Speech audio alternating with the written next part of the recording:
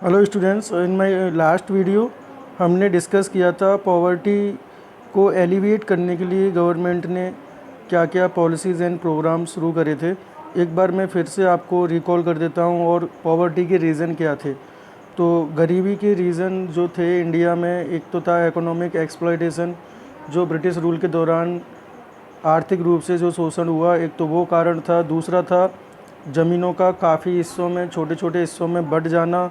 तीसरा कारण था बेरोज़गारी, अनएम्प्लॉयमेंट। चौथा था इंडेटेडनेस जिसको बोलते हैं हम कर्जा, ज़्यादा कर्जे में दब जाना। और फिफ्थ इन्फ्लेशन, महंगाई बढ़ते जाना। और sixth unequal distribution of wealth का अनइक्वल डिस्ट्रीब्यूशन, जो भी इनकम जनरेट हो रही है इकोनॉमी में वो रिचर सेक्शन के हाथ में उसका ज़्यादा पहुँच जाना और जो पुअरर सेक्शन है उसके हाथ में उस इनकम का कम आना। ये रीज़न थे गरीबी के। और गरीबी को मिटाने के क्या पॉलिसीज़ एंड प्रोग्राम्स थे, गवर्नमेंट की अप्रोच क्या थी, वो थ्री डायमेंशनल अप्रोच थी। पहली जो अप्रोच थी वो जीडीपी बढ़ा के पॉवर्टी को कम करना है, ठीक है। दूसरा जो था कई प्रकार की प्रोग्राम्स और कई प्रकार की योजनाएं शुरू करके गरीबी को कम करना, जिसके लिए हमने डिस्कस किया था। कई प्रकार की योजनाएं सरकार ने शुरू करी थी, जिसमें जो मेन योजनाएं थीं rural employment generation programme, prime minister रोज़गार योजना, स्वर्ण जयंती शहरी रोज़गार योजना, Mahatma Gandhi national rural employment guarantee act, स्वर्ण जयंती ग्राम स्वरोजगार योजना। तो इस प्रकार की योजनाएं थीं। और तीसरा जो अप्रोच था वो था कि गवर्नमेंट ज़्यादा से ज़्यादा ऐसी चीज़ों पे खर्चा करे जिससे कि लोगों का लाइफ स्टैंडर्ड इम्प्रूव हो सके। फॉर एग्ज़ाम्पल, जो गरीब इंसान को एजुकेशन नहीं मिल पा रही है तो उसको एजुकेशन देने पे खर्चा, उसको हेल्थ फैसिलिटी नहीं मिल पा रही तो हेल्थ फैसिलिटी देने पे खर्चा, ठीक है। ये सारी चीज़ें, साफ़ पानी पीने का प्रोवाइड करने पर खर्चा। तो ये सारे खर्चे करके गवर्नमेंट ने इस तरह से थ्री डायमेंशनल अप्रोच में गरीबी को मिटाने के इस तरह से कोशिश करा, ठीक है। अब यहाँ पर जो हमारा लास्ट पॉइंट रह गया वो रह गया poverty alleviation programme critical assessment. यानी कि जितनी भी गरीबी को मिटाने की योजनाएं शुरू करी उनका हमें मूल्यांकन करना है, असेसमेंट करना है कि इनसे किस हद तक हमने गरीबी को मिटा पाया। Despite various strategy and programmes, कई योजनाएं और कई रणनीतियों के बावजूद जो गरीबी को और भूख को मिटाने का, कुपोषण को ख़त्म करने का, असाक्षरता को ख़त्म करने का हमने जो कई प्रकार की योजनाएं सरकार ने शुरू करी, ठीक है, फिर भी ये सारी चीज़ें अभी इंडिया में जैसी ही हैं, अभी भी बनी हुई हैं। Government policies have also failed, government की जो जितनी भी पॉलिसीज़ हैं वो भी फेल हो चुकी हैं, जिसमें हमारे देश के बहुत सारे लोग अभी भी गरीबी रेखा के नीचे अभी जी रहे हैं। 3 major areas of concern which prevent the successful implementation of poverty alleviation programme.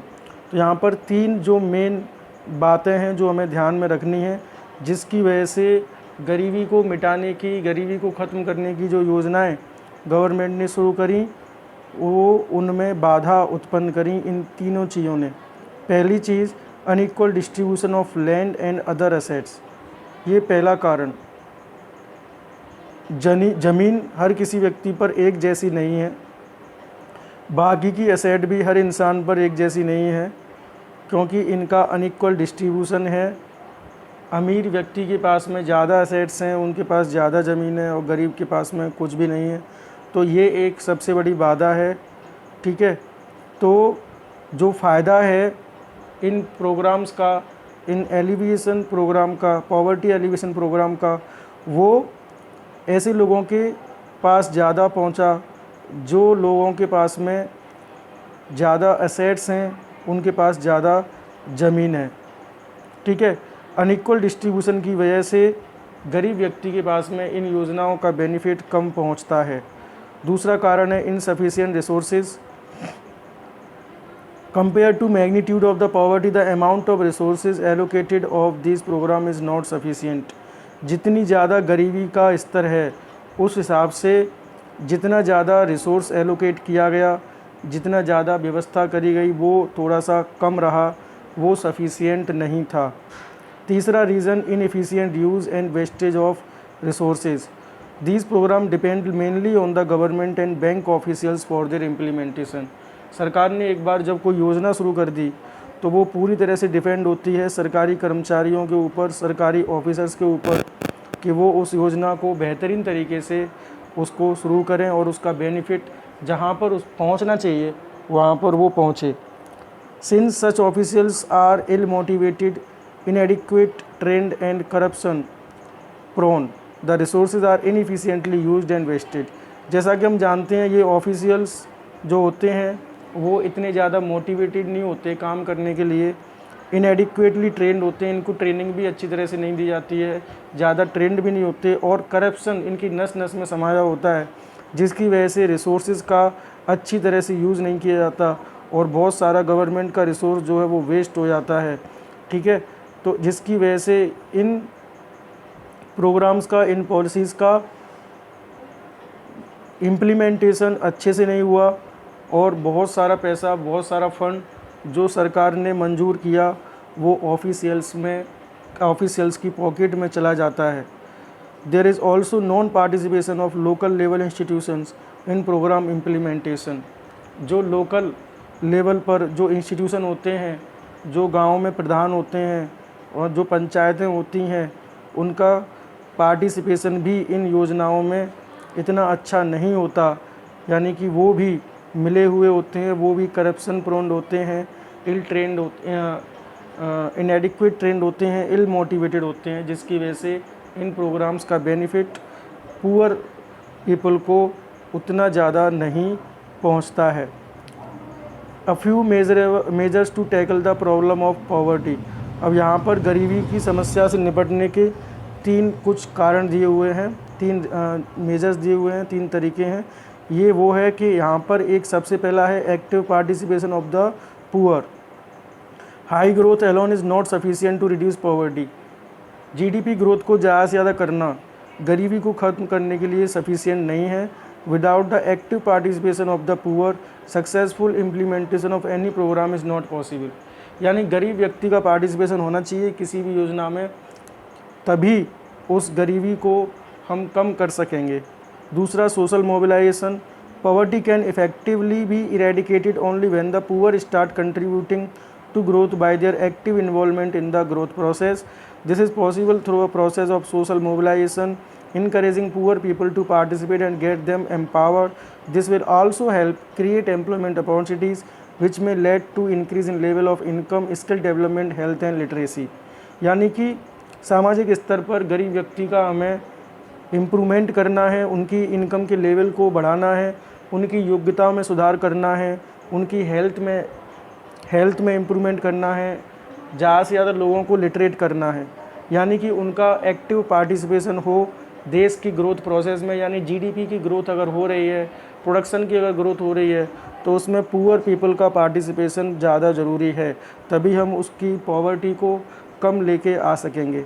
तीसरा है provision of infrastructure. Moreover it is necessary to identify poverty striking area and provide infrastructure such as schools, roads, power, telecom, IT services, training institution etcetera. जहाँ पर गरीबी सबसे ज़्यादा है, जिन क्षेत्रों में, वहाँ के इंफ्रास्ट्रक्चर को इम्प्रूव करके हम गरीबी को कम कर सकते हैं. वहाँ के स्कूल, सड़कें, बिजली, telecom, IT services, information technology की सर्विसेज, ट्रेनिंग देकर उनको, ट्रेनिंग इंस्टीट्यूशन, ऐसी चीज़ों को वहाँ पर एस्टेब्लिश करके वहाँ के एरिया को हम इम्प्रूव कर सकते हैं और वहाँ की पॉवर्टी को हम कम कर सकते हैं. ठीक है, तो ये हमारे बेसिक ये तीन चीज़ें हैं, यहाँ पर हम ध्यान रखेंगे. यहाँ पर गरीबी को मिटाने के ये तीन मेजर हैं, ये ध्यान रखेंगे. इससे ज़्यादा बोर्ड एग्ज़ाम में नहीं पूछे जाएंगे. और तीन कारण जो इन प्रोग्राम में बाधा बने, इन प्रोग्राम से हमने जो अचीव नहीं कर पाया. पहला कारण unequal distribution of land and other asset, insufficient resources, और तीसरा inefficient use and wastage of resources. ये एक दूसरा क्वेश्चन हो गया जो बोर्ड एग्ज़ाम में आ सकता है कि पॉवर्टी एलिवेशन प्रोग्राम में रुकावट पैदा करने वाले कोई तीन कारण बताएं. और एक तीसरा ये दूसरा क्वेश्चन बनेगा कि पॉवर्टी को, समस्या को ख़त्म करने के कि कोई तीन मेजर ऐसी चीज़ें बताएं जिससे पॉवर्टी को कम किया जा सके. ठीक है, तो यहाँ पर ये हमारा जो चैप्टर है, ये हमारा चैप्टर नंबर 4 ये हमारा पूरा होता है. ठीक है, इसके अलावा यहाँ से हम एक्सरसाइज मैं आपको दूंगा, ठीक है, जिसमें MCQs होंगे और short questions, very short questions, ये सब चीज़ें होंगी।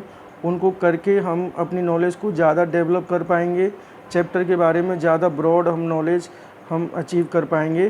तो आई होप आप वीडियो को पूरा देख रहे हो, और अपने डाउट्स मैं आपसे फिर भी कह रहा हूँ कोई है तो आप कमेंट ज़रूर करिए।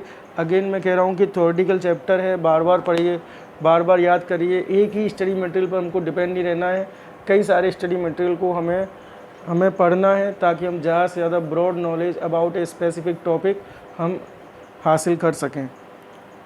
अगले चैप्टर के फिर मिलेंगे। Thank you very much.